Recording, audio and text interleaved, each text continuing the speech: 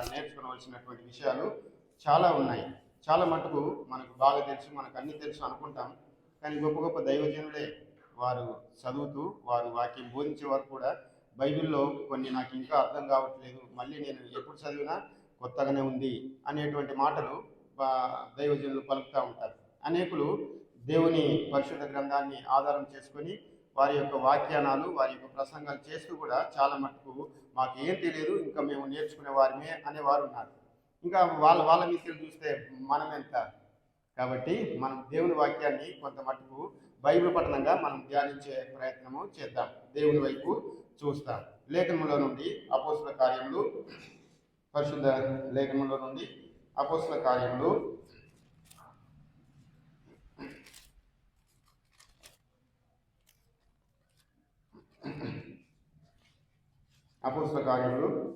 9వ అధ్యాయము, అపోస్తుల కార్యములు 9వ అధ్యాయము, పరిశుద్ధ లేఖనంలో నుండి అపోస్తుల కార్యములు 9వ అధ్యాయము 18వ వచనము 19వ వచనము కలిసి చదువుకుంటాం.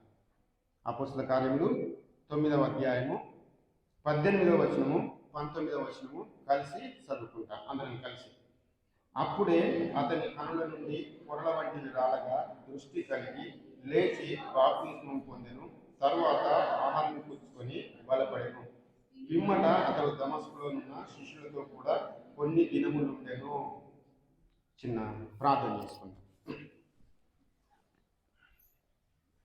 మా ప్రియమైన పరలోకపు తండ్రి, మహిమగల రాజా, మరి ఒకసారి మీ పాద సన్నిధిలోనికి మీ ప్రియకుమారుడు, మా రక్షకుడు, లోకరక్షకుడు అని పిలువబడిన నజరేయుడగు యేసుక్రీస్తు ప్రభుల వారి అతి శ్రేష్టమైన నామములో ఆయన కల్వార్సిలో కార్చిన రక్తాన్ని ప్రాణాత్మ దేహరీతిగా ప్రోక్షించుకుంటూ, దేవా ఈ భూలోకంలో, దేవా ఈ భారతదేశ ఈ ప్రాంతంలో రేహబోతు ప్రార్థన మందిరంలో సాతాను సింహాసనం వేసుకున్నటువంటి ఈ పట్టణంలో, వేములవాడ అనే పట్టణంలో మీరు మాకు అనుగ్రహించిన గొప్ప ఆధిక్యతను బట్టి స్తోత్రాలు చెల్లిస్తూ వస్తుంటున్నాం.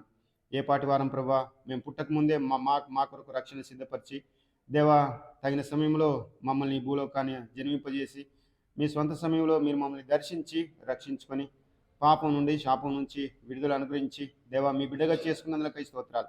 అట్టి దినం మొదలుకొని ఇంతవరకు నా వ్యక్తిగత కుటుంబ సంఘ జీవితంలో మీరు చేస్తూ వచ్చిన ప్రతి మేలు ఉపకారాలన్నిటి కొరకై స్తోత్రాలు తండ్రి.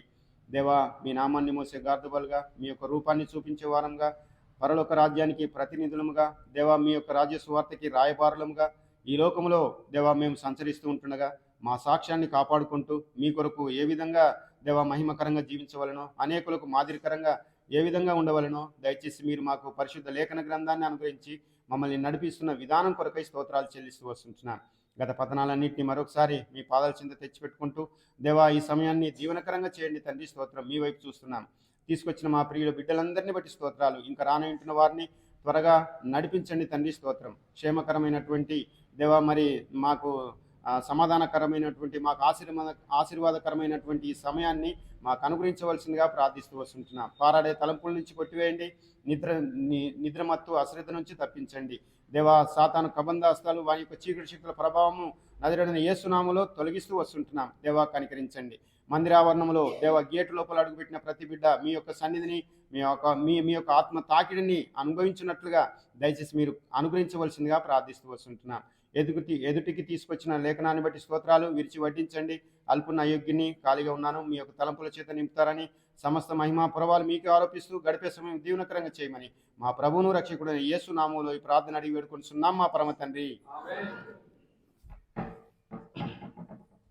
మనము గత కొన్ని వారాలుగా అవకాశం వచ్చినప్పుడల్లా బైబిల్ పఠనంగా మనము ప్రవక్తలని ధ్యానిస్తున్నాం. బైబిల్లో ప్రవక్తలని ధ్యానిస్తున్నాం. బైబిల్లో పెద్ద ప్రవక్తలు ఉన్నారు, చిన్న ప్రవక్తలు ఉన్నారు. పెద్ద ప్రవక్తలు ఉన్నారు, చిన్న ప్రవక్తలు ఉన్నారు. ప్రవక్త అనగా దేవునికి ప్రజలకి మధ్యలో మధ్యవర్తి. ఇదే ప్రవక్త అనడానికి, ప్రవక్తలు అనబడడానికి ఇంకో మాట దీర్ఘదర్శి. అంటే దీర్ఘదర్శి దూరం ఉన్నాయి చెప్పేవాడు, జరగబోయేటి చెప్పేవాడు, జరిగిన వాటిని బట్టి మనకు బుద్ధి చెప్పేవాడు, దేవుని ఆలోచనలకి మనము తగినట్టుగా నడవాలని మధ్యవర్తిత్వం చేసేవాడు ప్రవక్త. దీర్ఘదర్శి అని కూడా అంటారు. ఈ దీర్ఘదర్శులలో, ప్రవక్తలలో మనము కొంతమందిని మనం చూస్తూ వచ్చినాం. మోషేను చూసినాము, తర్వాత సమూయేలును చూసినాము, యోనాను కూడా చూసినాము చిన్న ప్రవక్తలలో. ఈరోజు ఇంకొక ప్రవక్త గురించి ధ్యానించాలని ప్రభు యొక్క తలంపు. ఆ ప్రవక్తను ధ్యానించడానికంటే ముందుగా మనం చదువుకున్నటువంటి లేఖన భాగము అపోస్తల కార్యములు 9వ అధ్యాయము 18వ వచనం. అపోస్తల కార్యములు 9వ అధ్యాయము 18, 19 నేను చదువుతాను. అప్పుడే అతని కనుల నుండి పొరల వంటివి రాలగా దృష్టి కలిగి లేచి బాప్తిస్మము పొందెను. తర్వాత ఆహారం పుచ్చుకొని బలపడెను. 19వ వచనం. పిమ్మట అతడు దమస్కులో ఉన్న శిష్యులతో కూడా కొన్ని దినములు ఉండెను. 18, 19 వచనం మధ్యలో ఏదన్నా తేడా గమనించినారా? 18, 19 వచనం మధ్యలో ఒక తేడా ఉంది. సామాన్యంగా చదువున్న 1, 2, 3, 4, 5 తరగతులు చదువుకున్న వారికి తెలియదు, అంతకంటే ముందు చదువుకున్న వారికి తెలుస్తుంది. 2 వచనాల మధ్యలో తేడా ఉంది. ఏం తేడా? అది ప్యారా కట్ అయిపోయింది. 18వ వచనం ప్యారా అక్కడికే, 19వ వచనం మళ్ళీ ప్యారా స్టార్ట్ అయింది. మధ్యలో సంథింగ్ ఈజ్ దేర్, మధ్యలో కొంత ఉంది, అక్కడ మ్యాటర్, కొంత విషయం ఉంది అక్కడ. 18వ వచనం 19వ వచనానికి మధ్యలో కొంత విషయం ఉంది. ఆ విషయాన్ని అపోస్తలుడైనటువంటి పౌలు జీవితంలో తాను చేసినటువంటి కార్యాల విషయంలో, తనకు దేవుడు అనుగ్రహించినటువంటి ట్రైనింగ్ విషయంలో దేవుడు తనతో మాట్లాడి తనకు అనుకూలమైనటువంటి పాత్రగా, తనకు అనుకూలమైనటువంటి సాధనముగా వాడుకోవడానికి ఏ విధంగా తను వాడబడుతూ వచ్చినాడో, దేవుని మాటల్ని ఏ విధంగా విన్నాడో, ఎట్లా ట్రైన్ అయినాడో ఆ 2 వచనాల మధ్యలో మనం గమనించవచ్చు. అక్కడ మధ్యలో ఉన్నటువంటి విషయాన్ని మనం గమనించడానికి పరిశుద్ధాత్మ దేవుడు లేఖనాన్ని అక్కడ ప్యారాలాగా, ఒక నేర్చుకోవడానికి వీలుగా అక్కడ సంథింగ్ ఇదే, ఏదో విషయం ఉందన్నట్టుగా 2 వచనాలని డివైడ్ చేస్తూ వచ్చినాడు. అక్కడ 18వ వచనం చూస్తే, అప్పుడే అతని కనుల నుండి పొరల వంటివి రాలగా,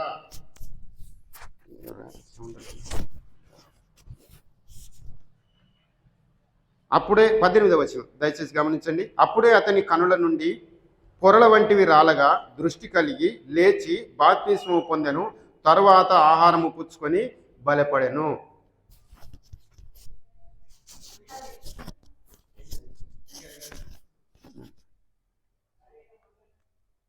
అపోస్తలుడైన పౌలు గురించి మనకు తెలుసు, ఆయన చరిత్ర మనకు తెలుసు. ఆయన అంటాడు, పాపులలో ప్రధాన పాపిని అంటాడు. నా శరీరము, నేను ఎంత ఘోరమైనటువంటి హానికరుడను, హింసకుడను, దూషకుడను, ఎన్నో చేసినా నేను గవర్నమెంట్ దగ్గర అథారిటీ లెటర్స్ తీసుకొని క్రైస్తవ సంఘాన్ని హింసించడానికి పోతున్నా నేను. అట్లాంటి వాణ్ణి నేను. అట్లాంటి నన్ను దేవుడు దర్శించి, యేసుప్రభుల వారు నాకు ప్రత్యక్షమై దర్శనం అనుగ్రహించి, అట్టి దర్శనం చేత నేను మార్పు చెందిన వాడనై తను చేస్తున్నటువంటి సేవా విషయంలో చాలా పత్రికల్లో రాస్తాడు. మనం గమనించినట్టయితే ఈ 18వ వచనంలో పర్టికులర్గా చూస్తే, తను ఇంకా దేవునిలో బలపడక ముందు, తనను ఇంకా వేరే వాళ్ళు ఆదరించక ముందు, తను సంపూర్తిగా దేవుని సాధనంగా చేయబడక ముందు తన జీవితంలో జరిగినటువంటి విషయాలు, ఆ గవర్నమెంట్ ఆర్డర్ తీసుకొని, ఆ శతాధిపతుల, ఆ మతాధిపతుల ఆ పత్రిక తీసుకొని దమస్కుకు వెళ్ళి అక్కడ ఉన్నటువంటి క్రైస్తవ సంఘాన్ని హింసించడానికి ప్రయాణమైపోతూ ఉన్నాడు. వెలుగు కలిగింది, తన కన్నులు చీకటైపోయినాయి. అట్టి దర్శనంలో ప్రభు తనతో మాట్లాడుతూ వచ్చినాడు. యేసు ప్రభు, ఎవరివంటే నీవు హింసించున్న యేసునే అని తనతో మాట్లాడినాడు. ఆ మాటలు ఆ వెలుగును చూసి తన కనులకు గుడ్డితనం కలగజేసి, తనను అంధుడిగా చేసి, తనని దేవుని సాధనంగా వాడుకోవడానికి ఆ అంధుడిగా చేసినటువంటి టైంలో ఒక దైవజనుడు వచ్చినాడు, అననీయ అనేట ఆయన. ఆ అననీయ అనేట ఆయనకి దేవుడే చెప్పినాడు, చూడు అననీయ, ఇట్లా సౌలు వచ్చినాడు, ఫలాని వాళ్ళ ఇంట్లో ఉన్నాడు, నువ్వు వెళ్ళి ప్రార్థన చేయాలి, నువ్వు అతని సౌలు దగ్గరికి వెళ్ళు అన్నాడు. అంటే అననీయ అనేట ఆయన, అబ్బో నేను గైన దగ్గరికి పోవన్నా, అతడు ఎట్లాంటోడు అనుకున్నావు ప్రభా? సంఘాన్ని హింసించేవాడు, అతడి ఇక్కడికి వచ్చిందే సంఘాన్ని బాధ పెట్టడానికి వచ్చినాడు ఆయన, గతం దగ్గరికి నేను ఎట్లా పోవాలి అంటే అన్నాడు. లేదు లేదు, నేను ఏర్పాటు చేసుకున్న నాకు సాధనం, నువ్వు వెళ్ళు అన్నాడు. ఈయనే ఆ ఇల్లును వెతుకులాడుకుంటూ సౌలు దగ్గరికి పోయినాడు. ఈ అననీయ సౌలు దగ్గరికి పోకముందే సౌలుకు కూడా ప్రభుల వారు చెప్పినారు, ఇట్లా అననీయ అనేటైన ఒక ఆయన వస్తాడు నీ దగ్గరికి, ఆయన నీ మీద చేతులు వెంచి ప్రార్థన చేస్తే అప్పుడు నీకు పరిశుద్ధాత్మ అనుగ్రహించబడుతుంది, నువ్వు నాకు సాధనంగా వాడబడతావు, నీకు దృష్టి కలుగుతుంది అని దేవుడు చెప్పి ఇటు అననీయాకి అటు సౌలుకి దేవుడు ఒక బంధాన్ని ఏర్పాటు చేసి ఈయనను పొమ్మన్నాడు, ఆయనను లోబడమన్నాడు. ఈయన పోయి ప్రార్థన చేయగానే తన కనుల నుండి పొరల వంటివి రాలగా అని మనసు అవుతున్నాం. ఇప్పుడు అతని కనుల నుండి పొరల వంటివి రాలగా దృష్టి కలిగి లేచి బాప్తిస్మము పొందెను. నమ్మి రక్షింపబడి ఏం చేసుకున్నాడు? బాప్తిస్మం తీసుకున్నాడు. మనం కూడా చాలా మటుకు నమ్మినాము, విశ్వసించినాము, మారు మనసు పొందినాము, బాప్తిస్మము తీసుకున్న వారమే. ఆయన కూడా నమ్మి బాప్తిస్మం తీసుకొని తర్వాత ఆహారము పుచ్చుకొని బలపడెను. లిటరల్లీగా అన్ని రోజులు ఉపవాసంలో ఉన్నాడా? అన్ని రోజులు అతన్ని దర్శించేవారు లేరా? అది పక్కన పెడితే ఆత్మీయమైన ఆహారం తీసుకుంటున్నాడు, శరీరమైన ఆహారం కూడా తీసుకుంటున్నాడు. ఆయన అప్పుడే కొంచెం నూతనంగా విశ్వాసంలోకి వచ్చినటువంటి విశ్వాసతను తను బయట ఎంత తెలివి ఉన్నా, ఎంత జ్ఞానం ఉన్నా, ఎంత చదివినా గమలియేలు వంటి ఆ దినాలలోనే గోల్డ్ మెడలిస్ట్ అనుకుంటా ఈయన, తనకున్నటువంటి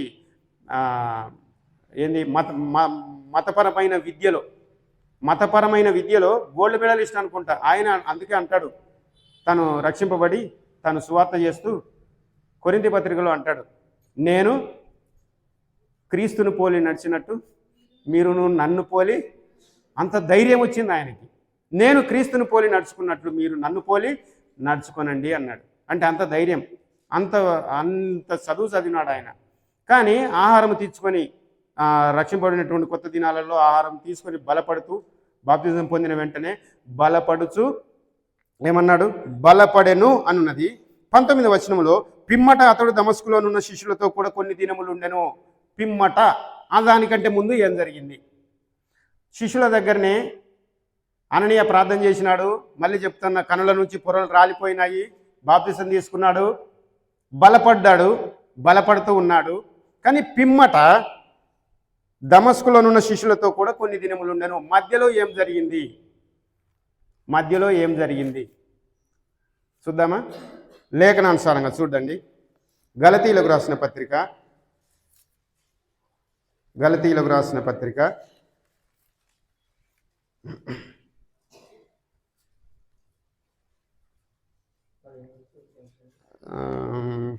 16వ వచనం నుంచి.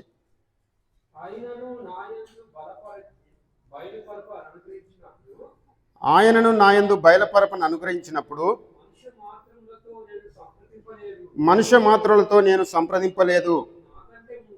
నాకంటే ముందుగా అపోస్తలులైన వారి యొద్దకు యెరూషలేమునకైనను వెళ్ళను లేదు, కానీ వెంటనే అరేబియా దేశంలోనికి వెళ్ళి తిని పిమ్మట. ఇది 18-19 వచనములకు మధ్యలో జరిగినటువంటి విషయం. అందుకే అక్కడ పారాగ్రాఫ్ ఉన్నది. బైబిల్లో పొల్లు కానీ, కొమ్ము కానీ, దీర్ఘము కానీ, అరసున్న కానీ ఏంటిది వ్యర్థంగా రాయబడలేదు. ప్రతిదాన్ని నెరవేరబడుతుంది. ప్రతిది కూడా పరిశుద్ధాత్మ దేవుని ద్వారా రాయింపబడ్డది.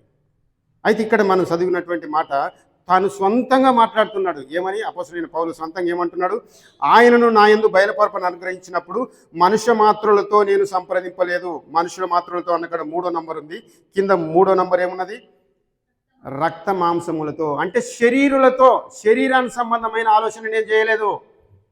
ఎప్పుడైతే నేను రక్షింపబడ్డానో, ఎప్పుడైతే బాప్తిసం తీసుకున్నానో, ఎప్పుడైతే ప్రభు సాధనంగా వాడబడాలని దేవుడు నిర్ణయించి నాకు పని అప్పగించినాడో, అప్పుడు నేను శరీర సంబంధులతో, రక్త సంబంధులతో, ఈ లోక సంబంధమైనటువంటి వారి ద్వారా వారి చేత నేను ఎప్పుడు కూడా సంప్రదింపలేదు. నేను ఎట్లా చేయాలని వాళ్ళని అడగలేదు.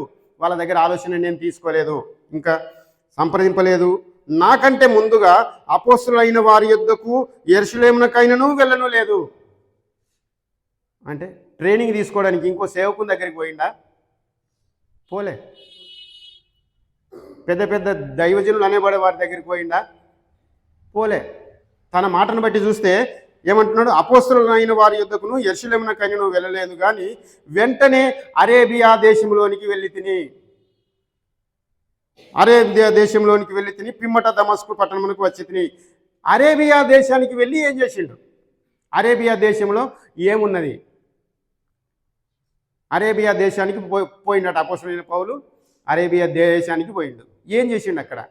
ఏం చేసిండు? అరేబియా దేశాన్ని పేరును మాత్రం మనం చూసుకుంటాం, ఇంకా లోతుకు వెళ్ళము. అరేబియా దేశం అంటే అది ఎడారి ప్రాంతం. అరేబియా దేశం అంటే ఎవరు లేనటువంటి స్థితి. ఆదరణ కరువు, అన్నం కరువు, నీళ్లు కరువు, ఓదార్పు కరువు, నీడ కరువు, సమాధానం కరువు, శాంతి లేదు, నెమ్మది లేదు. అక్కడ అన్నిటికీ అరణ్యమే. అరేబియా దేశానికి ఆ దినాలలో అపోస్తలుడైన పౌలు మొదటి సంఘాలు స్థాపించబడేటువంటి దినాల్లో అరేబియా దేశానికి వెళ్ళిండంటే ఏమున్నది అక్కడ? దుబ్బ, ఏం లేదు అక్కడ. కానీ ఏం నేర్చుకున్నాడు ఆయన? తనకున్నదంతా, తనకున్నటువంటి జ్ఞానము, తెలివి, ఏంటిది?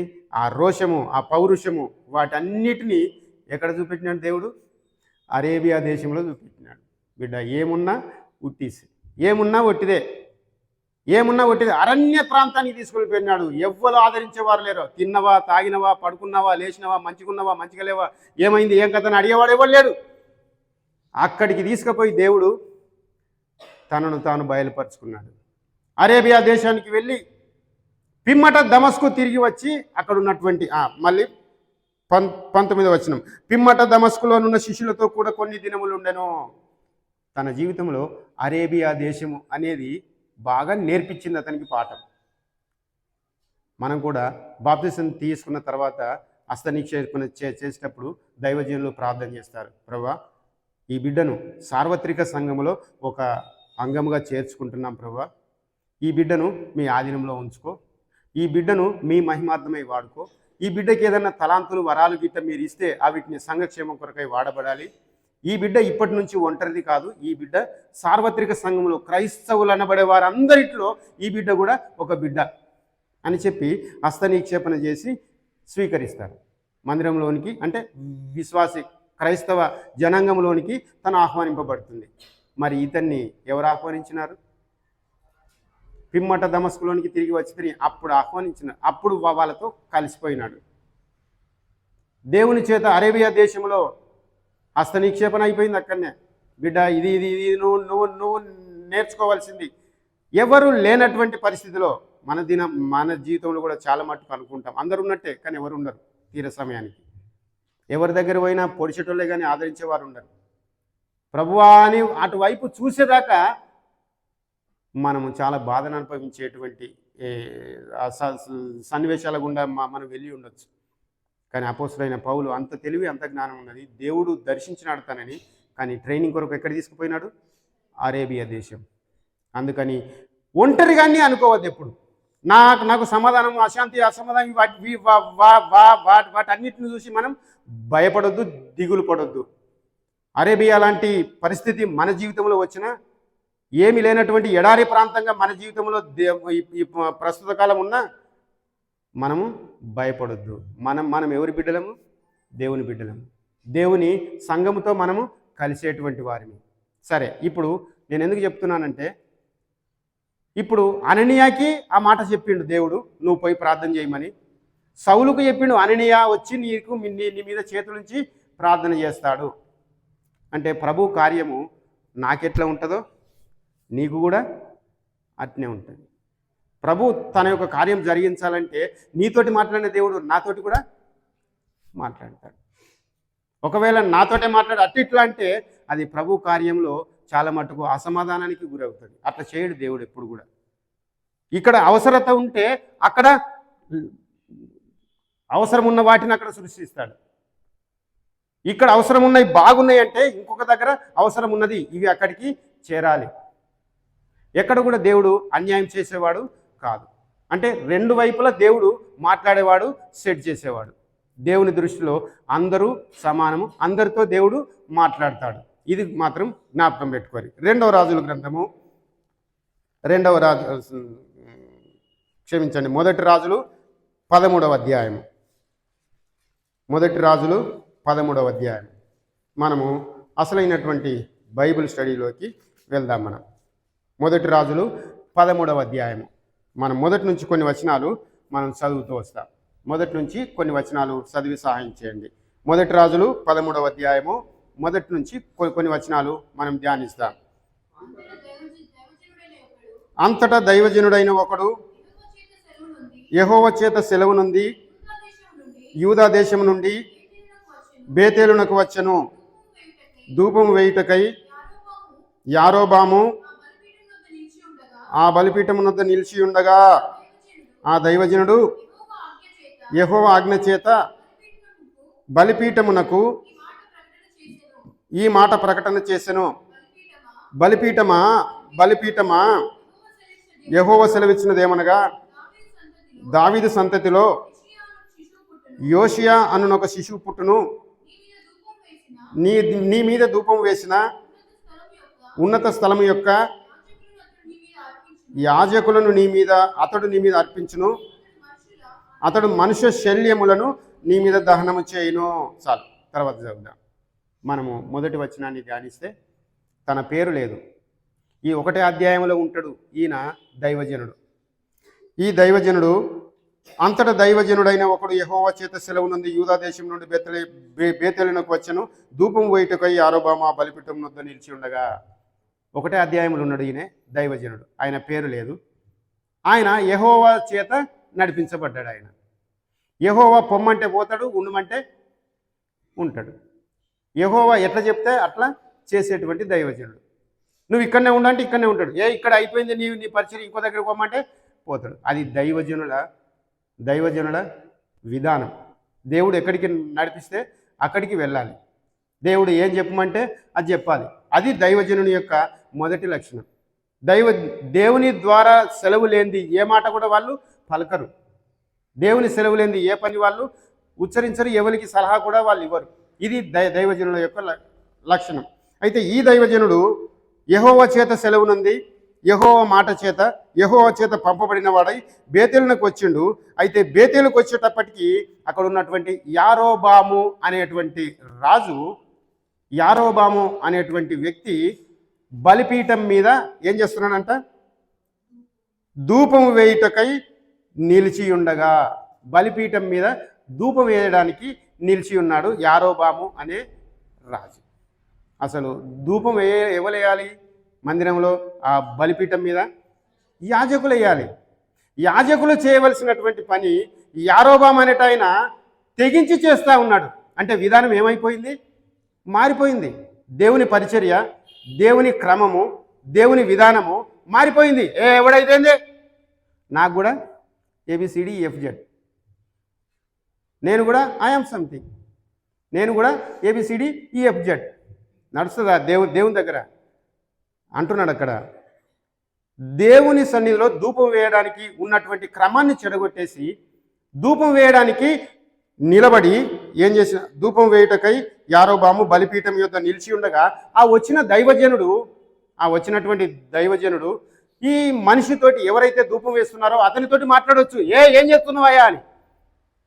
కానీ అతడు మనిషితో మాట్లాడట్లేదు. కింది వచనాలు మనం చూస్తే ఏమంటున్నాడు, బలిపీఠమా బలిపీఠమా, యెహోవా సెలవిచ్చినదేమనగా, దేవాతి దేవుడు, సృష్టికర్త, నిన్న నేడు ఏకరీతిగా ఉన్న దేవుడు, అందరినీ సృష్టించేవాడు, ఈ సీసీ కెమెరాలే కాదు ప్రపంచమంతా చూసేటువంటి ఆ దేవాతి దేవుడు సెలవిచ్చినదేమనగా, బలిపీఠమా బలిపీఠమా, యెహోవా సెలవిచ్చినదేమనగా ఏంటిది, దావీదు సంతతిలో యోషియా అని ఒక శిశువు పుట్టును.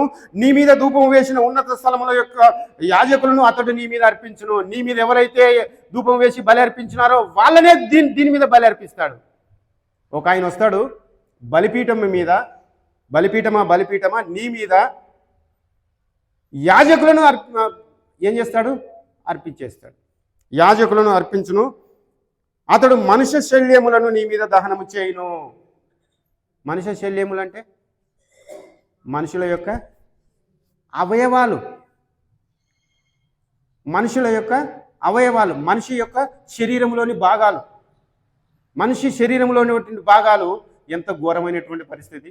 దేవుని మందిరంలో పరిశుద్ధమైనటువంటి బలిపీఠం మీద పరిశుద్ధమైనటువంటి పశువులను, పరిశుద్ధమైనటువంటి వాటిని అర్పించవలసిన స్థలములో ఏం చేస్తాడట? మనుషుల అవయవాలను అర్పిస్తాడు.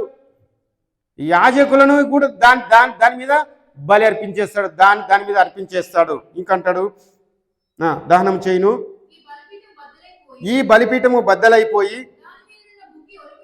దాని మీదనున్న బుగ్గి ఒలికిపోవుటయే యెహోవా ఇచ్చు సూచన అని చెప్పి ఆ దినమున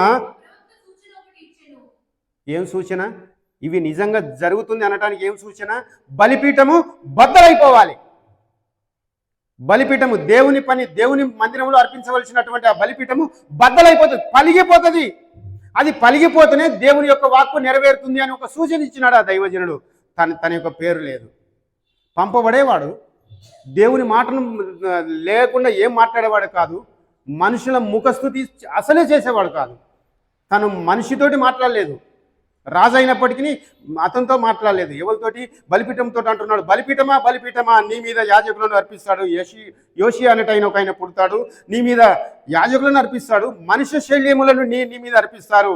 సూచన కావాలన్నా ఈ బలిపీఠము బద్దలైపోతుంది, ఇదే సూచన అని సెలవిచ్చినాడు ఆయన దైవజనుడు. ఇంకా బేతేలునందున్న బలిపీఠమును గూర్చి ఆ దైవజనుడు ప్రకటించిన మాట రాజైన యారోబాము ఎవరైతే ధూపం వేస్తున్నారో, ఎవరైతే బలిపీఠం దగ్గర నిలబడ్డారో, ఎవరైతే నేనే ఐయామ్ సంథింగ్ అనుకుంటున్నారో, దేవుని పరిచర్యను పక్కన పెట్టి అక్రమం చేయడానికి నిలబడ్డాడో ఆయన విని ఎక్కడి నుంచి? బలిపీఠం మీద నుండి చెయ్యి చాపి వాణ్ణి పట్టుకోమని చెప్పగా ఎండిపోయాను, దానిని వెనుకకు తీసుకున్నటకు. ఏంటిది? ఇది దేవుని కార్యం, మనుషులు చేసేది కాదు సుమా. దేవుని ఆత్మచేత నడిపించబడినటువంటి దైవజనుడు ప్రకటిస్తూ ఉంటే రాజుకు కోపం వచ్చేసింది. అరే, ఇన్ని సంవత్సరాల నుంచి, ఇన్ని ఏళ్ళ నుంచి ఐఎమ్ ద రూలర్, నేనేం చెప్తే అది. అట్లాంటి నన్ను పక్కన పెట్టి ఏమేమో శాపవచనాలు చెప్పిపోతున్నావు. ఈ బలిపీఠం పలిగిపోతుందా? అరే, ఈ బలిపీఠం మీద మనుషులు నడిపిస్తారా? ఏం మాట్లాడుతున్నావు? అరే అని పట్టుకోర్రా అని చేయి చాపిండట. అని పట్టుకోర్రా ఏమో మాట్లాడుతున్నాడు వీడని బలిపీఠం మీదకి వెళ్ళి చెయ్యి చాపితే ఏమైంది? చెయ్యి అంటే రాజు ఏమన్నా తక్కువ తింటాడా? తిండికి లేక ఎండిపోయిందా చెయ్యి? వైద్యులు లేక ఎండిపోయిందా చెయ్యి? ఎక్సర్సైజ్ చెయ్యక ఎండిపోయిందా చెయ్యి? ఎందుకు ఎండిపోయింది? ప్రభు యొక్క మాటకు వ్యతిరేకంగా, విధానానికి వ్యతిరేకంగా, ప్రభు యొక్క సన్నిధికి దూరంగా, ప్రభువును దేవుని యొక్క కార్యానికి దూరంగా, దేవుని పనులకు అడ్డగించి, దేవుని విధానాన్ని అడ్డగించి, నాకు అన్నీ తెలుసు, ఇన్ని సంవత్సరాలు ఉన్నానని చెప్పి ఆ విధానానికి నువ్వు అది చేసుకొని ఎవరిని బెదిరిస్తావు నువ్వు? ఇప్పుడు దైవజనున్నే బెదిరిస్తున్నాడు. వాడిని పట్టుకోమని చేయి చాపిండట. ఇంకా నయ్యం ఉరికిపోయి పట్టుకోలే, కానీ అక్కడ ఉండి చేయి చాపి వాడిని పట్టుకోరి అంటే అక్కడ ఆల్రెడీ ఉన్నారు పట్టుకోవడానికి. పట్టుకోరి అని చేయి చాపంగానే ఆ చెయ్యి ఏమైపోయింది? ఎండిపోయాను. దాన్ని వెనుకకు తీసుకున్నటకు శక్తి లేకపోయాను. బలిపీఠం మీద నుంచి చెయ్యి కూడా వెనుకకు రాలే. బలిపీఠం మీద నుంచి చెయ్యి కూడా. ఇది ప్రభువు పరిచర్య. అది కనబడే పరిచర్య అయినా సరే, కనబడని పరిచర్య అయినా సరే, అది సువార్త అయినా సరే, ప్రార్థన అయినా సరే, వాక్యమైనా సరే, పాట అయినా సరే, నీ జీవితంలో నా జీవితంలో మంది దగ్గర చేసే సాక్ష్య జీవితం అయినా సరే, 2 మాటలైనా సరే, అక్కడ మనిషి కనబడకూడదు. అక్కడ మనిషి స్వంతం అనేది కనబడకూడదు. ప్రభు మాటకి వ్యతిరేకంగా నువ్వు చెయ్యే పెట్టు, నువ్వు కాలే పెట్టు, ఏమన్నా పెట్టు, ఏమవుతుంది? అది ఆడికే ఎండిపోతుంది. ఎందుకు? దేవుని యొక్క కార్యం, అది మనిషి కార్యం కాదు, అది దేవుని యొక్క పని. కాబట్టి చేయి చాపిండు, ఎండిపోయింది. అది వెనుకకు తీసుకోవడానికి కూడా మళ్ళీ శక్తి లేదు. 5వ వచనం, మరియు యెహోవా సెలవు ప్రకారము దైవజనుడు ఇచ్చిన సూచన చొప్పున బలిపీఠము బద్దలు కాగా ఎంత సమయం పట్టింది? ఎంత సమయం పట్టింది? దైవజనుడు చెప్పి అక్కడనే ఉన్నాడు దైవజనుడు, ఆయన మాట పూర్తి కాలేదు. ఇక్కడ ఉన్నటువంటి యారోబమనటైన రాజు చెయ్యి తప్పి వాడిని పట్టుకోమన్నాడు. ఈ చెయ్యి ఎండిపోయింది. ఆ చెయ్యి ఎండిపోవడంతో బలిపీఠము బద్దలైపోయింది. దాని మీద ఉన్నటువంటి బుగ్గి అంటే ఏంటిది? బుగ్గి అంటే ఏంటిది? బుగ్గి అంటే నివురు కప్పిన బూడిదనే, కానీ అలా పెడితే మీదికి చూస్తే అగ్గి లెక్క కనబడది. బూడిది ఉంటుంది అనుకుంటున్నాను. మీదికి చూస్తే తెల్లగానే కనబడితే ఉప్పు అని ఊదు అనగలి ఎర్రగా వెళ్తుంది. అనగలి అది బుగ్గి. దాని మీద బూడిదలాగా ఉన్నటువంటి బుగ్గి ఒలికి కింద పడ్డది. ఎంత సమయం పట్టింది? దేవుని మాటలు నెరవేరడానికి ఎంతో టైం తీసుకుంటు దేవుడు.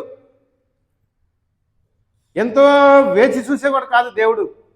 దేవుని కార్యాన్ని వ్యతిరేకపరిస్తే అప్పుడే దేవుని యొక్క దైవజనుని యొక్క మాట అప్పుడే నెరవేరింది. అప్పుడే చెప్పిండు ఆయన, ఈ బలిపీఠము బద్దలైపోతుంది, అదే మీకు సూచన, గట్లయితేనే మీరు తెలుసుకుంటారన్నాడు. బలిపీఠం బద్దలైపోయింది. దాని మీద ఉన్నటువంటి బుగ్గి నేలకు ఒలికి కింద పడిపోయింది. ఎంత ఘోరమైనటువంటి సన్నివేశం జరిగింది మందిరంలోనే. అది దేవునికి బలి అర్పించేటువంటి బలిపీఠం దగ్గరనే అది. తర్వాత అప్పుడు రాజు, నా చెయ్యి మునుపటి వలె బాగా ఉన్నట్లు నీ దేవుడైన యెహోవా సముఖమందు నా కొరకు వేడుకొనుమని ఆ దైవజనుని బతిమాలు కొనగా, ఆ దైవజనుడు యెహోవాను బతిమాలు కొనను కనుక రాజు చెయ్యి మరలా బాగై. ఏమొచ్చింది రాజుకి? ఏమనుకున్నాడేమో, దైవజనుడి వైపు చూసినాడు. అప్పుడే కోపం, ఎంత కోపం ఉండే, పట్టుకోర్రా అన్నాడు. చెయ్యి ఎండిపోయింది. బలిపీఠం బద్దలైపోయింది. భయం అయిపోయింది. ఏమన్నాడు అక్కడ? అప్పుడు రాజు, నా చెయ్యి మునుపటి వలె బాగున్నట్లు నీ దేవుడైన యెహోవా సముఖమందు నా కొరకు వేడుకొనమని ఆ దైవజనుని బతిమాలు కొనగా. ఇక్కడ బతిమాలు కొనగాని 2 మాటలన్నీ ఓడగొట్టిండు. నేను అనుకుంటా మన తెలంగాణ భాషలో, బాంచన్ నీ దండం పెడతా, నీ కాలుముక్త బాంచన్, తప్పైంది బాంచన్, అయ్యో నీ కాలుముక్త. ఎన్ని చదివిండో, ఎంత బతిలాడిండో. బతిమాలు కొనగా అంటే ఒకటే మాటతో చెయ్యి బతిమాలుకుంటున్నానంటే అయిపోతుందా? ఎన్ని మాటలు మాట్లాడిండో. అంటే లోపల ఉన్న అహం అనేది ఏమైంది? పోయింది. ఐ యామ్ సంథింగ్ అనేది పోయింది. నేను ఎవరికి తలవంచ అనేది అయిపోయింది. పట్టుకోర్రా అన్న చెయ్యే ఎండిపోయింది. ఇప్పుడు ఏం చేయాలి? మళ్ళీ దేవుని దగ్గర బతిమాలు కొనగా. దేవుని బతిలాడుకున్నాడా? దైవజనుని బతిలాడుకున్నాడా? దైవజనుని బతిలాడుకున్నాడు. దేవుణ్ణి బతిలాడుకోలే. ఏ దైవజనుని అయితే పక్కన పెట్టి, ఏ దైవజనుని అయితే నువ్వు అడ్డగించి, ఏ దైవజనుని అయితే నీ పని కాదని పక్కన పెట్టి నువ్వు పని చేసినావో, ఏ దైవజనుని అయితే పట్టుకోమని చూసినావో, ఇప్పుడు అదే దైవజనుని ఏం చేయాలి? బతిలాడుకోవాలి. ఏ ప్రభు కార్యానికి వ్యతిరేకంగా ఉన్నామో, ఏ ప్రభు కార్యాన్ని అడ్డగిస్తున్నామో, ఏ ప్రభు పరిచర్యని చెడగొట్టడానికి ఆలోచన చేస్తున్నామో, అదే పరిచర్యలో మనల్ని వాడుకుంటారు సుమా మళ్ళీ దేవుడు. అప్పుడు మనమే చెప్తాం మళ్ళీ, దేవుని యొక్క పరిచర్య మానవ తలంపులతోటి, మనుషులతోటి చేసే పరిచర్య కాదు. బలిపీఠం మీద ఉన్నటువంటి పరిచర్య దైవజనులు వాళ్ళు చేయాల్సిన పరిచర్య రాజు చేసి అది చేస్తే, ఇప్పుడు ఆ చెయ్యండిపోయింది. దైవజనుని బతిమాలు కొనగా అయ్యారి బాంచననే బతిమాలు కొనగా నా కొరకు బతిమాలు కొనగా దైవజనుడు యెహోవాను బతిమాలు కొనెను. ఇప్పుడు రాజేమో దైవజనుని బతిలాడుకుంటే, దైవజనుడేమో దేవుని బతిలాడుకుంటున్నాడు. యెహోవాను బతిలాడుకొనగా బతిమాలు కొనెను గనుక రాజు చెయ్యి మరలా బాగై మునుపటి వలె ఆయన. ఎప్పటి లెక్క అయిపోయింది. ఏర్పడకుండా అయిపోయింది. ఎప్పటి లెక్క అయిపోయింది. మళ్ళీ పూర్వస్థితి వచ్చేసింది. మళ్ళీ ఎప్పటి లెక్క అయిపోయింది. అంటే దేవుని కార్యాలు నష్టం చేసేటివి కాదు. అంత మట్టుకుని నీకు నష్టం అనిపిస్తుంది, కానీ బుద్ధి చెప్పడానికి మళ్ళీ ఎప్పుడు ఎట్లున్నదో మళ్ళీ గట్టినే చేస్తాడు. లోటు అనేది కనబడనీయడు. మళ్ళీ ఎప్పుడు ఉన్నదో ఎప్పుడు మళ్ళీ చేయమైపోయింది, ఎప్పటిలాగానే మారిపోయింది. మరలా బాగా మునుపటి వల్ల ఆయన. 7వ వచనం. అప్పుడు రాజు, నీవు నా ఇంటికి వచ్చి అలసట తీర్చుకొనుము, నీకు బహుమతి ఇచ్చదనని ఏ రాజైతే దైవజనుని అవమానపరిచినాడో, దైవజనుని మాట వినలేదో, దైవజనునికి వ్యతిరేకంగా కార్యం చేసినాడో, దైవజనుని హింసించడానికి పట్టుకున్నాడో, బెదిరించడానికి పట్టుకోమన్నాడో, అదే దైవజనుని ఇప్పుడు ఏం చేస్తున్నాడు? ఇంటికి నీ నా నా ఇంటికి వచ్చి అలసట తీర్చుకొనుము, నీకు బహుమతి ఇచ్చదనని ఆ దైవజనుడితో చెప్పగా. ఇంకో వచనం. దైవజనుడు రాజుతో ఇట్లా, నేను నీ ఇంటిలో సగము నీవు నాకు ఇచ్చినను నేను లోపలికి రాను, ఈ స్థలమందు నేను అన్నపానములు పుచ్చుకొనను, అన్నపానములు పుచ్చుకొనవద్దనియు, నీవు వచ్చిన మార్గమున తిరిగి పోవద్దనియు యెహోవా వాక్కు చేత రాజుతో అనెను. అంతటా అతడు మార్గమున వెళ్ళక 10వ వచనంతో ఏంది, ప్రభు యొక్క మిషన్, గాడ్స్ మిషన్ కంప్లీట్ అయిపోయింది. ఏం కంప్లీట్? దేవుడు పంపించినటువంటి ఆ దైవజనుని పరిచర్య అయిపోయింది. అక్కడికి ఏమైపోయింది? ఏం చెప్పమన్నాడో అది చెప్పినాడు. పర్యవసానం వ్యతిరేకమైంది. ఆ వ్యతిరేకమైన దాన్ని కూడా దేవుడు సెట్ చేసినాడు. సెట్ చేసిన తర్వాత మళ్ళీ అదే రాజు భోజనానికి రమ్మంటే నేను రానని అంటున్నాడు. దేవుడు నాకు సెలవిచ్చింది ఏంటంటే, ఈ స్థలములో అన్నపానములు పుచ్చుకోవద్దు, నేను వచ్చిన తొవ్వంటి పోవద్దు. ఈ స్థలంలో నేను అన్నపానములు పుచ్చుకోను, వచ్చిన తొవ్వంటి తిరిగిపోవద్దు. అంటే ఎవరి మీద ఆధారపడుతున్నాడు ఆయన? దేవుని మీద ఆధారపడతా ఉన్నాడు.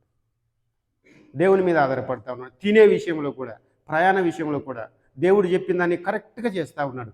కరెక్ట్గా చేస్తూ ఉన్నాడు. దేవుని కార్యాన్ని చక్కగా జరిగించడానికి వచ్చినాడు. ఈయన నిజానికి చూస్తే మంచి యవనుడే అనుకుంటా నేను. ఈ యవన ప్రాయంలో ఉన్నటువంటి దైవజనుడు. ఈయనకు దేవుని మీద చాలా ఆసక్తి, ప్రేమ, ఆయన మీద ఆధారపడి జీవించేటువంటి వాడు. కాబట్టి రాజుకు భయపడలేదు, ఎవరికి భయపడలేదు. ప్రభు కార్యాన్ని చెప్పినట్టు చేసిండు, చెప్పిన పని చెప్పినట్టు చేసిండు. మిషన్ కంప్లీట్ చేసుకున్నాడు. మళ్ళీ తిరుగు ప్రయాణం అయిపోయింది. 10వ వచనంతో అయిపోయింది. కానీ operation is success, but patient is dead. Operation success, God's mission success, దేవుని పని సంపూర్తి అయిపోయింది. కానీ పేషెంట్ చచ్చిపోయింది. ఎట్లా తెలుసా? కింది వచనాలలో చదివితే పేషెంట్ చచ్చిపోయిన ముచ్చట ఉంటుంది. అక్కడ చదువుదాం, మళ్ళీ మనం కిందికి వెళ్దాం. 11వ వచనం. అదే బేతేలులో ప్రవక్త యగు ఒక ముసలివాడు. ఇదో గొప్ప సంగతి. ఈ ఊళ్ళే ముసలి ప్రవక్త ఒక్కడున్నాడు.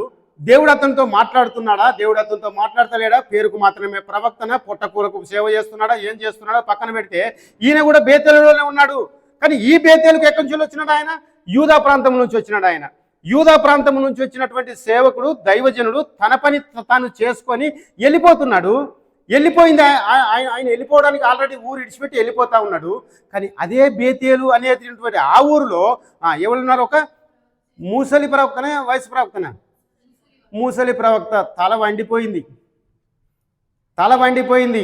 అంటే నెత్తి అంతా తెల్లబడిపోయింది. అంటే గంత అనుభవం ఉన్నది అతనికి. ముసలి ప్రవక్త కాపురం ఉండెను.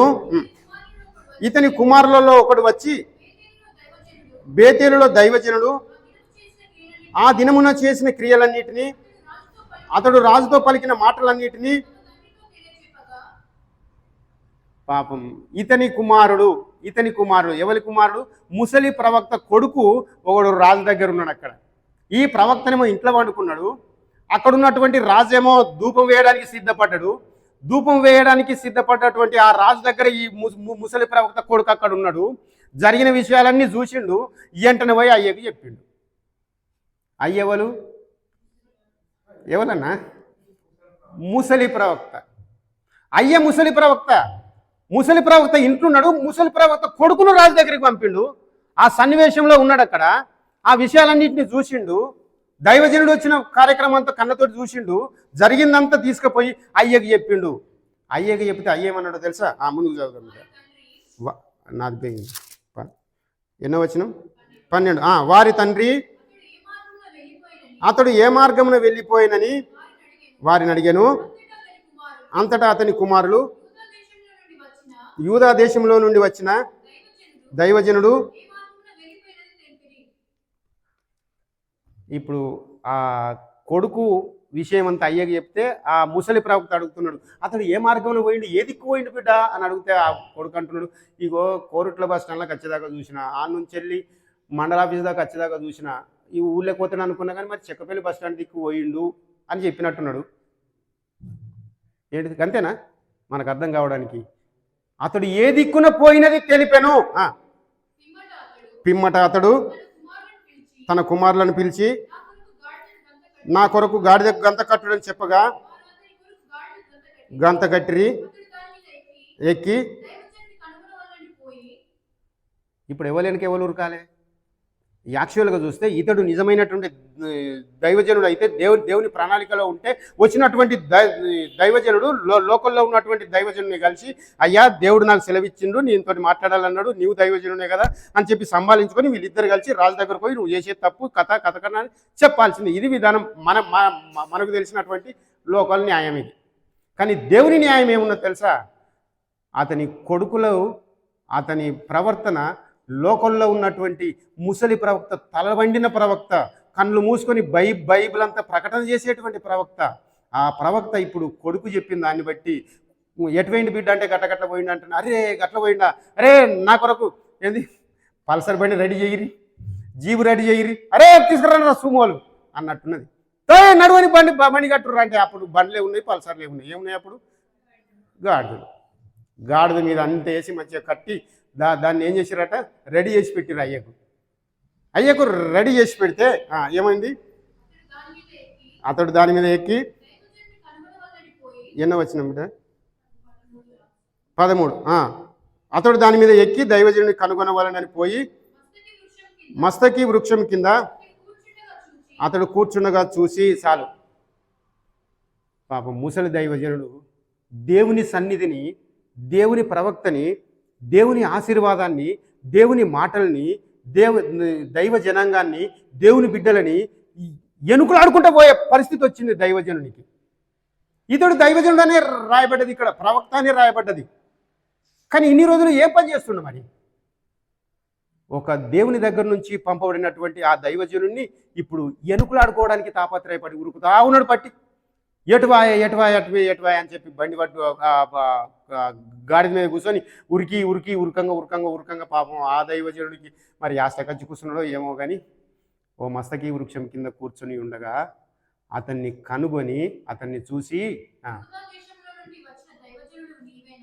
యూదా దేశంలో నుండి వచ్చిన దైవజనుడు నీవేనా అని అడగగా, చాలు ఏమన్నాడు? యూదా దేశంలో నుండి వచ్చిన దైవజనుడు నీవేనా అని అడగగా అతడు నేనే అనెను. చాలు. ఇప్పుడు మనం లోతుగా ధ్యానిస్తే దేవుని బిడ్డలు కలుసుకున్నప్పుడు మాట్లాడేటువంటి విధానము, నువ్వు ఎవలయ్యా అంటే ఎట్లుంటుంది? ఇప్పుడు ఇతనికి ఎవరో చెప్పినట్టు, ముసలి ప్రవక్తకి ఎవరో చెప్పినట్టు పేరు పెట్టి, జీవరత్నం అంటే నువ్వేనా, నువ్వు మంగళపల్లివే కదా అని ఎవడన్నా నన్ను అన్నాడు అనుకో, నాకేమనిపిస్తుంది, అరే ఈడికి నా గురించి మొత్తం తెలుసు, ఈడు మావాడే, ఈడు ఈ మొత్తం ఏదైతే పక్క పట్టుకున్నాడో ఎవడో ఆయన ఉంటుంది అనుకుంటామా లేదా మనమైతే? ఇప్పుడు ఆ దైవజనుని కూడా ఎట్లా మాటలతో ఎట్లా తనను ఐసు చేస్తున్నాడో చూడు. దైవజనుడు యూదా దేశం నుండి వచ్చిన ప్రవక్తవు నీవేనా అని అడగగా అతడు నేనే అనెను. 15 వచనం. అప్పుడు అతడు నా ఇంటికి వచ్చి భోజనము చేయమనగా అతడు మరలి రాజాలను నీ ఇంట ప్రవేశింపను, నీతో కలిసి. చాలు. అక్కడ రాజు కూడా గదే మాట అన్నాడు. ఏమని? నా ఇంటికి రావయ్యా, కొంచెం రెస్ట్ తీసుకోవయ్యా, నేను ఇంత బహుమానం ఇస్తా తీసుకోవయ్యా అంటే ఏమన్నాడు దైవజనుడు? ఈ స్థలంలో నీళ్లు కానీ భోజనం కానీ తినొద్దన్నాడు. వచ్చిన తోవంటి పోకుండా తిరిగిపోమన్నాడు నన్ను దేవుడు, కొత్త తోవంటి పోమన్నాడు అన్నాడు అక్కడ రాజు దగ్గర. ఇప్పుడు ఈ ప్రవక్త మాట్లాడే మాటలు, రాజు మాట్లాడే మాటలకు మనం బేరీజు వేస్తే రాజేమో ఓవరాల్గా మీద మాట్లాడినట్టున్నది. ఈ ప్రవక్త తనను లోబర్చుకోవడానికి తను వాడేటువంటి విధానము, తను వాడేటువంటి మాటలు ఎట్లా ఉన్నాయంటే చూడు. అదే ఏంటిది?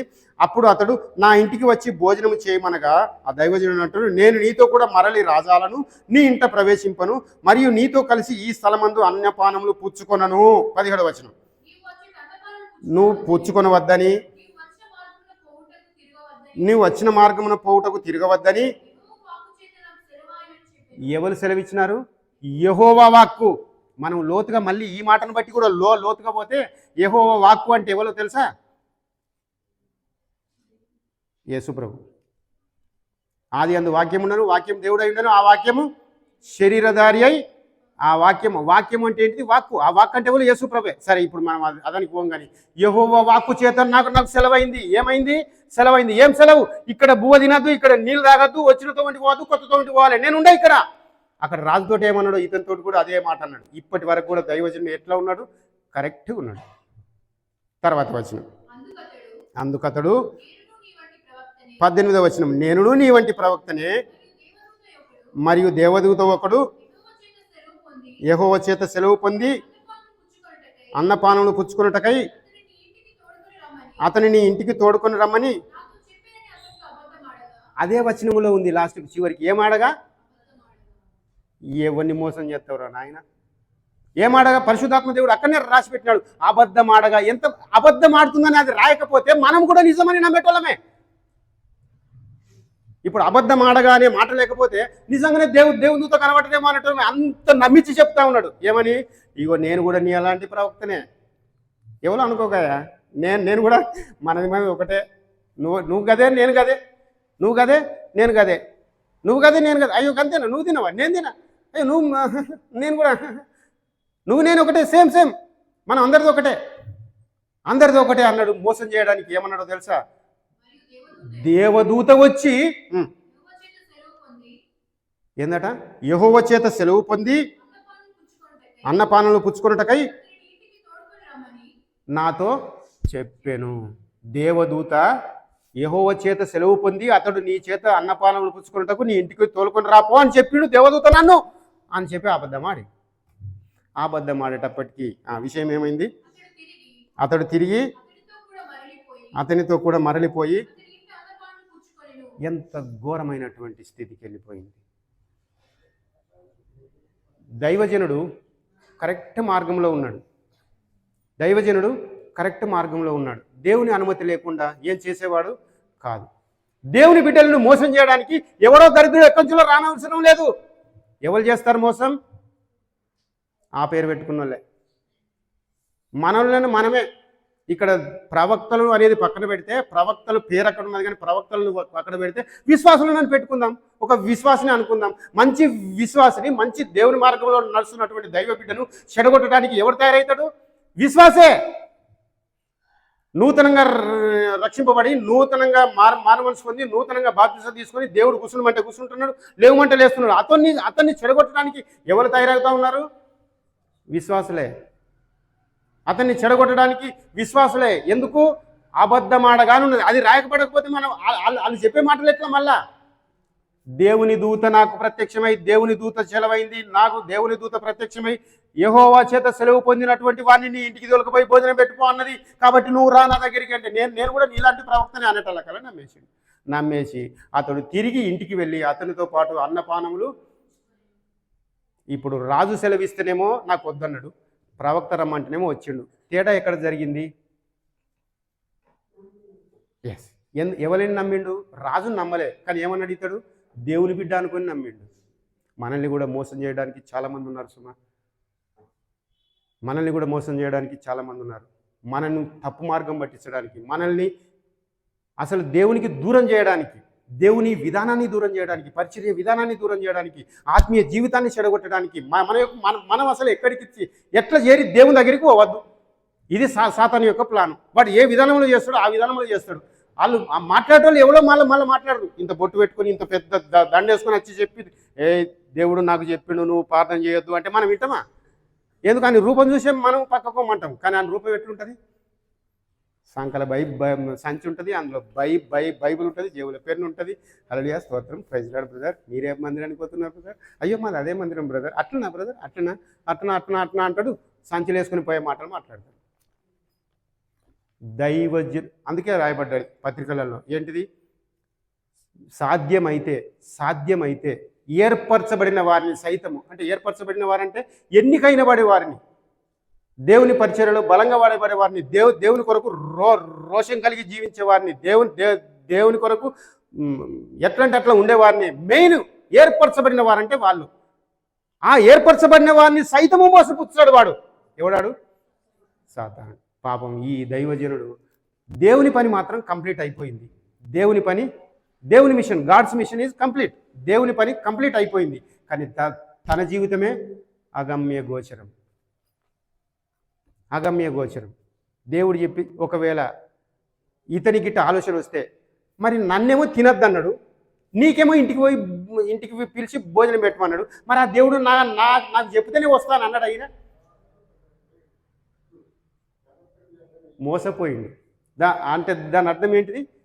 మోసపోయినాడు, నమ్మిండు, మోసపోయినాడు. వెలుగుదూత వేషం చూసి వాటన్నింటిని చూసి మోసపోయినాడు. మోసపోయి వెనకకు తిరిగి దేవుని పనికి మొత్తం వ్యతిరేకం చేసేసినాడు.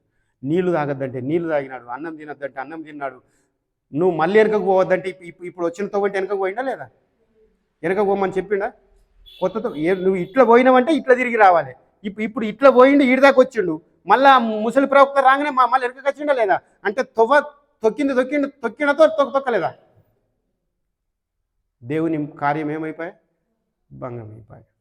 దేవుని కార్యము భంగమైపోయింది. కాబట్టి మనం కూడా మన విశ్వాస జీవితంలో మనల్ని తప్పించడానికి, దేవుని మార్గం తప్పించడానికి, అది ఏదైనా కావచ్చు, అన్నదమ్ములే కావచ్చు, అక్కజల్లనే కావచ్చు, పరిస్థితులే కావచ్చు, కుటుంబ వ్యవస్థనే కావచ్చు, లేకపోతే సంఘ వ్యవస్థనే కావచ్చు, సాంఘిక వ్యవస్థనే కావచ్చు, బయటలే కావచ్చు, ఇంట్లోనే కావచ్చు, ఏ పరిస్థితి అయినా కావచ్చు. కానీ మనల్ని మాత్రం బయటికి తొలగిపోవడానికి చాలా ప్రయత్నాలు చేస్తాయి. కానీ వీలైనంత మట్టుకు మనం ఒకటే పట్టు. ఏం పట్టు? బైబిల్ చెప్తుందా లేదా? బైబిల్ చెప్తుందా లేదా? బైబిల్లో ఉన్నదా లేదా? దేవుడు మరి నీతో మాట్లాడిన దేవుడు నాతోటి కూడా మాట్లాడాలి. నీతో మాట్లాడిన దేవుడు, నీకు సమాధానం ఇచ్చిన దేవుడు నాకు కూడా సమాధానం ఇవ్వాలి. నీకు తినిపి అని చెప్పిన దేవుడు నన్ను కూడా పోయి తినిపోరా అని చెప్పాలి. నన్ను వెనుకకు మర్రిండు, తిన్నాడా? చూద్దాం ఇంకా కిందికి. వారు భోజనం చేయుచుండగా తోడుకొని వచ్చిన, ఇది గొప్ప సంగతి. చూసినవా?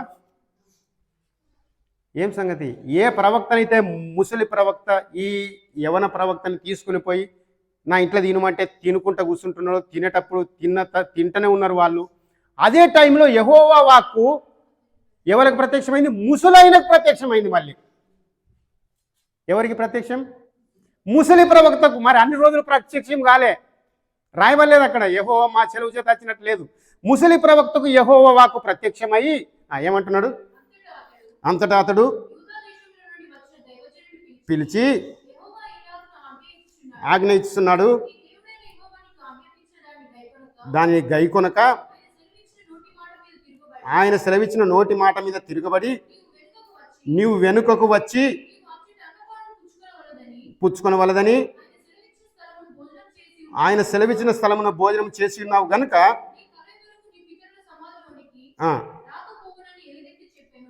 ఎంత ఘోరమైనటువంటి పరిస్థితి, ఎంత దుఃఖకరమైనటువంటి పరిస్థితి. దేవాతి దేవుడు ఒకసారి ఆయన కార్యాన్ని నడిపించేటప్పుడు ఆయన కార్యంలో మనం ఒకసారి వెనుకంజ వేస్తే, ఇప్పుడు ఆ దైవజనుడు భోజనం చేస్తున్న ఆయనతోటి, యెహోవా వాక్కు భోజనం చేస్తున్న ఆయనతోటి నేను తినొద్దాన్ని ఎందుకు తింటున్నావురా అని అనలే. ఎందుకు? మిస్ అయిపోయిండు. తొవ్వ చక్కగా పోన్నా మళ్ళీ వెనుకకు మర్రిండు. అప్పుడే దేవుని కార్యము ఉల్టా అయిపోయింది. ఇక పక్కన పెట్టేసిండు. దేవుడు తనని పక్కన పెట్టేసి ఇప్పుడు ముసలాయనతోటి మాట్లాడుతున్నాడు. ముసలాయనే ఆ ప్రవక్తను చూసి, నువ్వు యెహోవా మాట వినలేదు కాబట్టి, నువ్వు తినద్దన్న కాడ తింటున్నావు కాబట్టి, తాగద్దన్న కాడ తాగుతున్నావు కాబట్టి, మళ్ళీ నీ తొవ్వను వెనుకకు తిరిగినావు కాబట్టి నీ బొక్కలు, అంతేనా? ఏమున్నది అక్కడ? నీ కళేబరము నీ పితరుల సమాధానంలోనికి రాకపోవును. అంటే నీ శవము కూడా నీ అయ్యవ చచ్చిన కాడికి పోదు. నీ శవము కూడా, నువ్వు చచ్చిపోతావు, నీ బొక్కలు, నీ కళేబరము, నీ శవం కూడా నీ పితరుల దగ్గరికి పోదు, నీ అయ్యవ దగ్గరికి పోదు, వాళ్ళ సమాధుల దగ్గరికి నీ సమాధి పోదు. ఎంత ఘోరం, ఎంత దుఃఖకరమైనటువంటి పరిస్థితి. దేని కొరకు మళ్ళిండు? అబద్ధం ఆడి మోసం చేసిన ముసలి ప్రవక్త ద్వారా. వెనుకకు మరి చూసిండు, పాపం తినమన్నాడు కదా అని ఆ దేవుని మాటలు అనుకున్నాడు, దేవుని దూత చెప్పింది అనుకున్నాడు. కానీ దేవుణ్ణి అడుగుడు మర్చిపోయిండు. దేవా మరి ఈయన రమ్మంటుండు, పోవన్నా వద్దని ఒక మాట అడిగితే చెప్పేటోడు కావచ్చు దేవుడు, పోకురా అనేటోడు కావచ్చు. ఒకవేళ సరే బిడ్డ నువ్వు అడుగుతున్నావు కదా పో అని అనుమతించి బతికిచ్చేటోడేమో, ఒకవేళ అనుమతించి బతికిచ్చేటోడేమో. ఆయన ప్రణాళిక మనకు తెలియదు కదా. దేవుని ప్రణాళిక తెలియకుండా ఎవరి మాట పడితే వాళ్ళ మాట నమ్మి వెనుకకు పోయిండు. బువ్వ తిన్నాడు. తినేటప్పుడు ఆ బువ్వ పెట్టిన ఆయనతోటే మళ్ళీ దేవుడు మాట్లాడిపించాడు. నువ్వు తినద్దన్న కాడ తిన్నావు, తాగద్దన్న కాడ తాగినావు, నువ్వు తిరిగి రావద్దన్న స్థలంలోనికి తిరిగి వచ్చినావు కాబట్టి నీ బొక్కలు నువ్వు చస్తే నీ శవం కూడా మళ్ళీ నీ పితరుల సమాధిలోనికి వెళ్ళదు అని సెలవిచ్చి కిందికి. అంతట వారు అన్నపాలములు పుచ్చుకున్న తర్వాత అచ్చటి ప్రవక్త ఆ ప్రవక్తకు గాడిద మీద గంత కట్టించను. అంటే ఈ ప్రవక్తకి గాడిద కూడా లేదు. చూసిర్రా, ఎవరైతే ప్రవక్త వేరే దేశం నుంచి వచ్చిండో ఆయనకు గాడిద లేదు, గంత లేదు, అంటే బండి లేదు, పోయేందుకు బండి లేదు ఆయనకి. ఇప్పుడు ఈ ముసలి ప్రవక్తని బువ్వ పెట్టిండు, దేవుడు చెప్పిన మాటలు చెప్పిండు అతనికి. ఇక నా బండి వేసుకోపో అని చెప్పి ఒక గాడిది గంత కట్టి అంటే కూర్చుండడానికి సీటు కట్టుతారు అన్నట్టు. గాడిద మీద కూర్చుండే తందుకు పట్టుకునే తందుకు కడతారు. దాన్ని గంత కట్టి ఇది ఇట్లా కడతారు. మళ్ళీ అటు ఇటు పోకుండా ఎటువంటి అటే ఉంటుంది గాడిదని గిట్ల కడతారు. అది చక్కగా చూసుకుంటూనే పోవాలని ఇట్లా కడతారు. గంత కట్టి అంటుంది దాని అర్థం. అట్లా కట్టి ఆ బండి మీద కూర్చుండబెట్టి తోలేసిండట. 24వ వచనం. అతడు బయలుదేరి మార్గమున పోవుచుండగా ఒక సింహం అతనికి ఎదురుపడి అతని చంపెను. అతని కళేబరము మార్గమందు పడి ఉండగా గాడిద దాని దగ్గర నిలిచి ఉండెను. సింహమును శవము దగ్గర నిలిచి ఉండెను. అయిపోయింది. దేవుని కార్యము సఫలమైంది.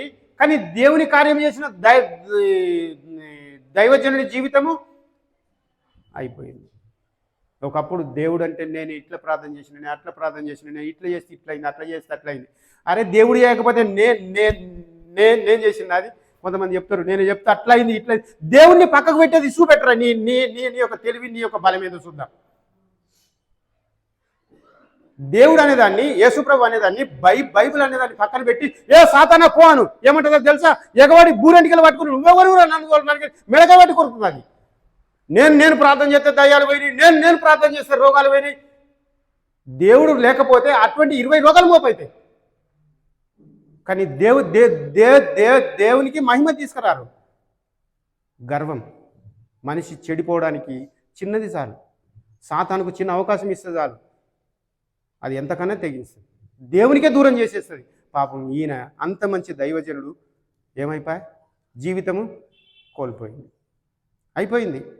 ఎంత విచిత్రం తెలుసా? అక్కడ చనిపోయిండు, సింహం వచ్చింది, దైవజనుడు కొట్టేసింది, చంపేసిన సింహం మరి తినచ్చు కదా. దేవుని బిడ్డ యొక్క శవానికి ఉన్నటువంటి విలువ దేవుని యొక్క దృష్టిలో ఎట్లా భద్రపరుస్తాడో చూడండి. ఆయన లోబడకపోయినా ఆయన చంపేసిన కార్యమంతా జరిగిన సింహము ఆ శవాన్ని తినలేదు సుమా.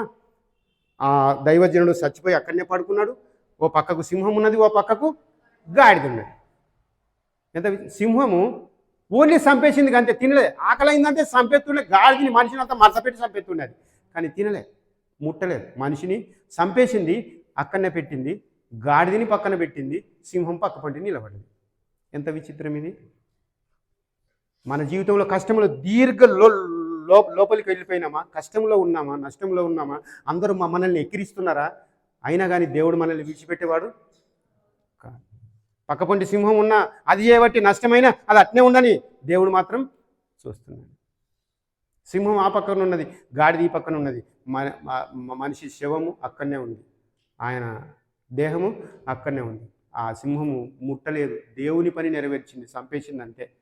ఇంకా కిందికి చదువుకుంటా. కొందరు మనుషులు ఆ చోటికి వచ్చి శవము మార్గమందు పడి ఉండటయు, సింహము శవము దగ్గర నిలిచి ఉండటయు చూచి వచ్చి, ఇదంత విచిత్రం. ఇది కూడా దైవ సంకల్పం ఎట్లుంటుందో చూడు. చనిపోయినటువంటి ఆ ప్రదేశంలో కొంతమంది చూసి వాళ్ళు ఈ ముసలి ప్రవక్త ఉన్నటువంటి ఊర్లకే వచ్చిర్రట. వచ్చి ముసలి ప్రవక్తకి చెప్పిర్రట, పలానైనా ఇట్లా జరిగింది, అక్కడ చచ్చిపెట్టి పో అని. ముసలి ప్రవక్తకు తెలియజెప్పగా వర్తమానం తెలియజేయరి.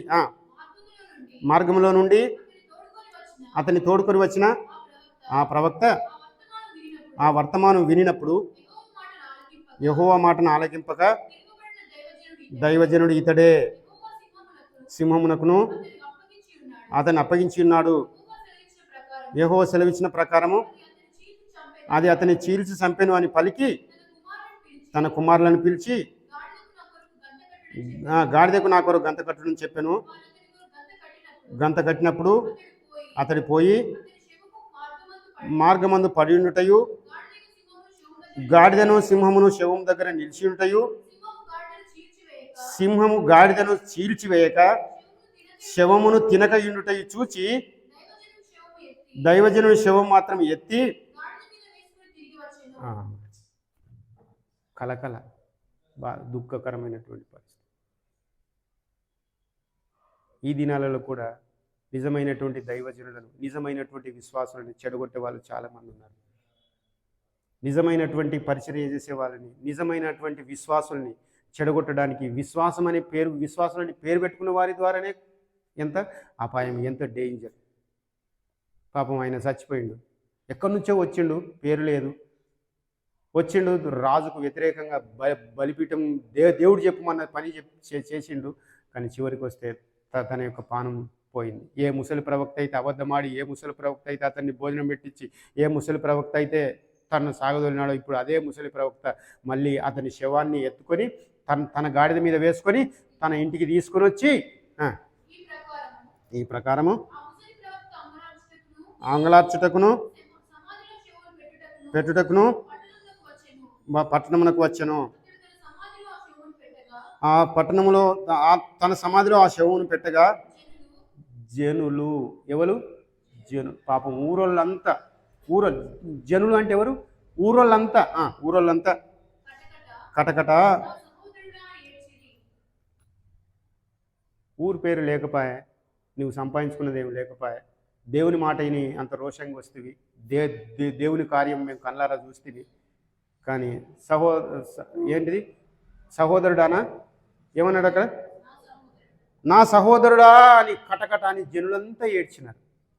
విశ్వాసులే కాదు, ముసలైన కుటుంబమే కాదు, జనులంతా కటకట కటకట అని ఏడ్చినారు. జనులంతా కటకట అని ఏడ్చినారు. జనులంతా కటకట, అన్యులు కూడా ఏడ్చినారు. జనులంతా కటకట నా సహోదరుడు అని ఊరంతా ఏడ్చినారు. పాపం ఆయనను చూసి ఏడ్చిరి. మనం ఒక వచనం చదువుకొని మనం ఊహించుకుందాం.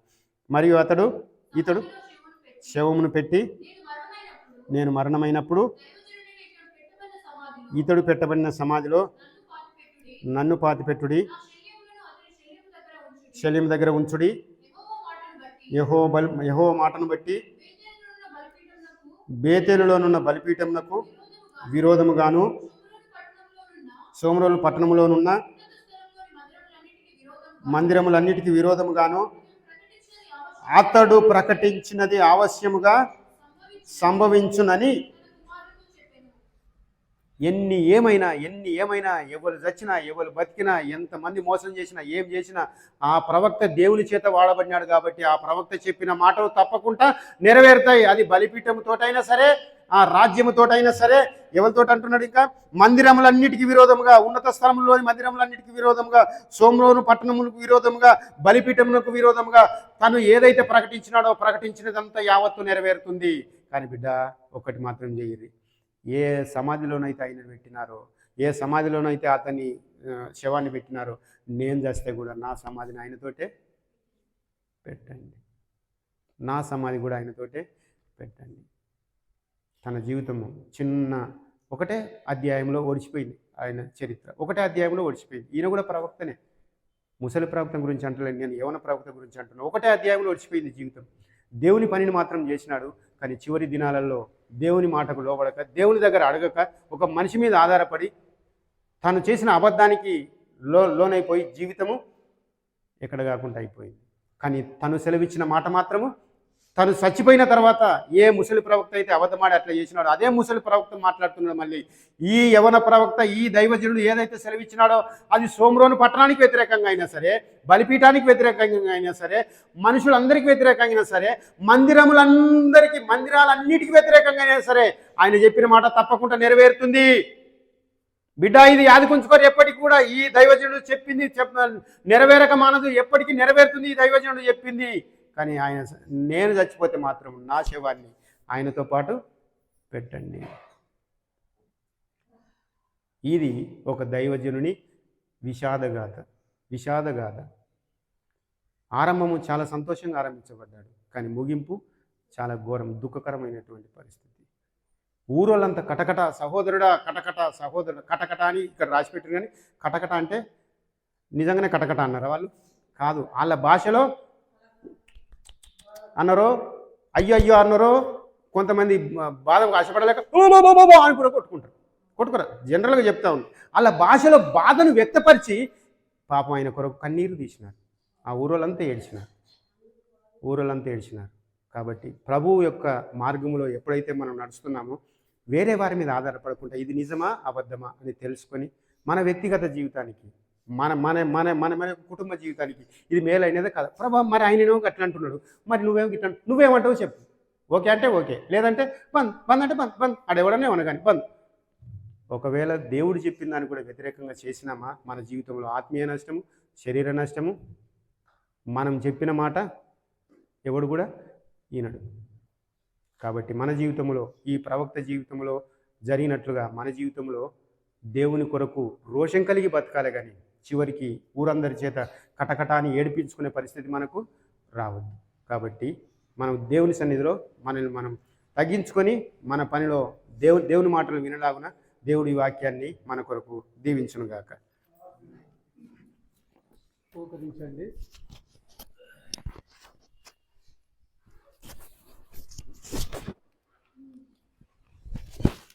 ప్రార్థిద్దాం, పరీక్షించుకుందాం ఎలా ఉన్నాం, మనం దేవునికి ఎలా సంతోషపడుతున్నాం, ఎన్నిసార్లు అబద్ధం ఆడాం, ఎన్నిసార్లు దేవుడు దుఃఖపెట్టాం.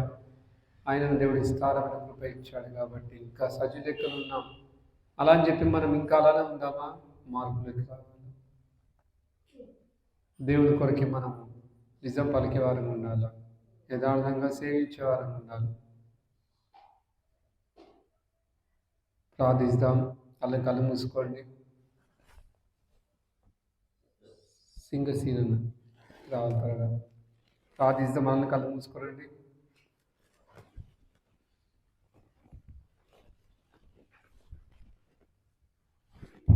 ప్రార్థన.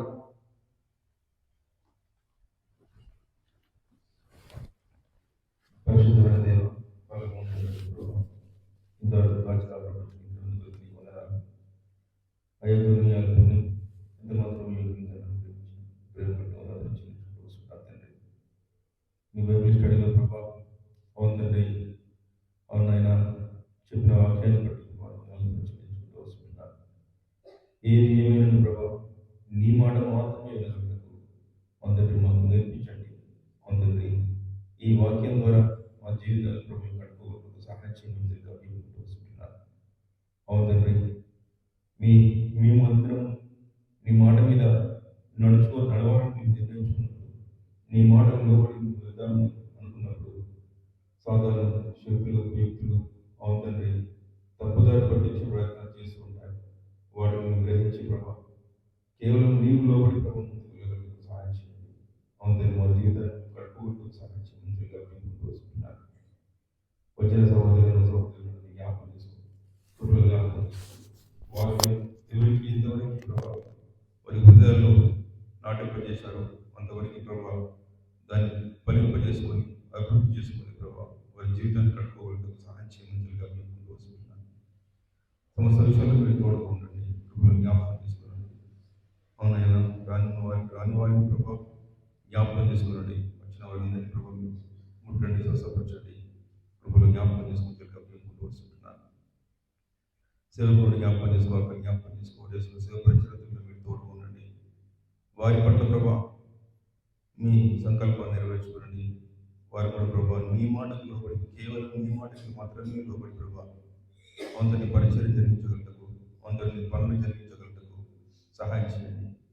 అందరి యాజకులు చేస్తున్న పనులు ప్రభావ ఇతరులంగా మేము విశ్వాసంగా మేము చేయబడకుండా అందరి ఆ భయాన్ని మాకు పుట్టించండి. దైవమైన భయాన్ని పుట్టించండి.